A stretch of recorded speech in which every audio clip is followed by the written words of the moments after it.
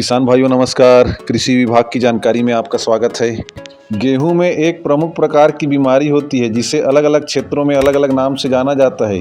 इसे मुख्य रूप से गेहूं का पीला कीट या येलो रस्ट अथवा धारीदार कीट या स्ट्राइप रस्ट ऑफ व्हीट आदि कई नामों से जाना जाता है।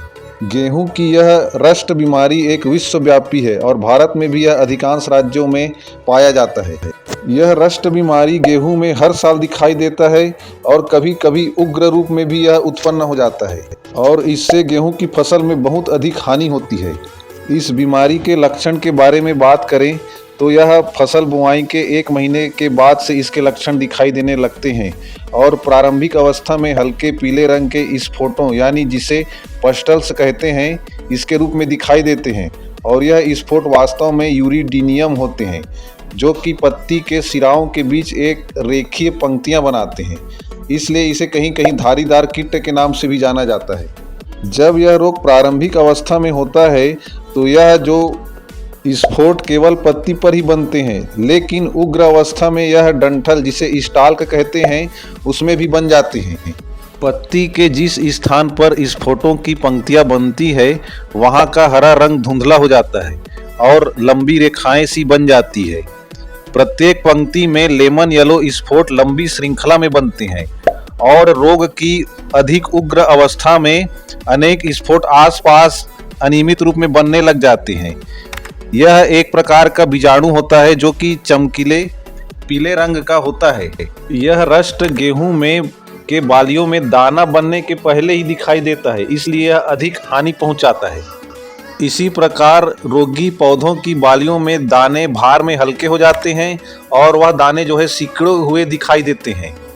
जब यह बीमारी और अधिक बढ़ जाती है तब पूरी पत्तियां सूखने लग जाती है और ऐसे रोगी पौधों में के बालियों में दाने भी नहीं बन पाते। यह तो हुई रोग के लक्षण एवं इसके नुकसान के बारे में।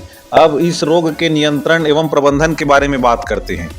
सबसे पहले हमें गेहूं की उन्नत रोगरोधी एवं सहनशील किस्में लगानी चाहिए, जैसे C306, सुजाता, JWS 17, रतन, GW 190, राज 1555 आदि रेसिस्टेंट वैरायटी लगानी चाहिए। और दूसरा मिश्रित फसल लगाना चाहिए, यानी गेहूं के साथ साथ सरसों को भी लगाना चाहिए। तीसरा है गेहूं की शीघ्र पकने वाली किस्में लगाना चाहिए, यानी कम अवधि वाली किस्मों को लगाना चाहिए। इसके अलावा देर से बोई जाने वाली किस्मों की बुआई जल्दी कर देने से यह गेरुआ रोग का रोकथाम किया जा सकता है। चौथा है उर्वरकों की उचित मात्रा, यानी हमें नत्रजन युक्त उर्वरकों को संतुलित मात्रा में ही देना चाहिए। इसके अलावा पोटाश की उचित मात्रा का उपयोग करना चाहिए, क्योंकि नत्रजन युक्त उर्वरक जो है रोग को बढ़ाने का कार्य अधिक करते हैं। इसके अलावा सिंचाई भी निश्चित संख्या में और समय पर ही करना चाहिए, क्योंकि अधिक सिंचाई करने से रोग बढ़ाने वाले अनुकूल वातावरण तैयार हो जाते हैं। रासायनिक नियंत्रण के बारे में बात करें तो प्रोपिकोनाजोल 25 EC का 200 ml प्रति एकड़ के हिसाब से उपयोग करना पड़ेगा। इसके लिए पानी लगभग 200 लीटर का उपयोग करना चाहिए। मार्केट में यह कई नामों से उपलब्ध है, जैसे टिल्ट, बूस्ट, ट्रीट, मार्कजोल, प्रोजोल, रिजल्ट, प्रोजेक्ट एवं प्रोपिटोन। दूसरी दवाई के बारे में बात करें तो ट्राइफ्लोस्ट्रोबिन 25% प्लस टेबुकोनाजोल 50% का कॉम्बिनेशन का 120 ग्राम प्रति एकड़ के हिसाब से यूज करना चाहिए। मार्केट में कई नामों से उपलब्ध है, जैसे नाटिवो 75G, टेफ्लॉक्सिकेम।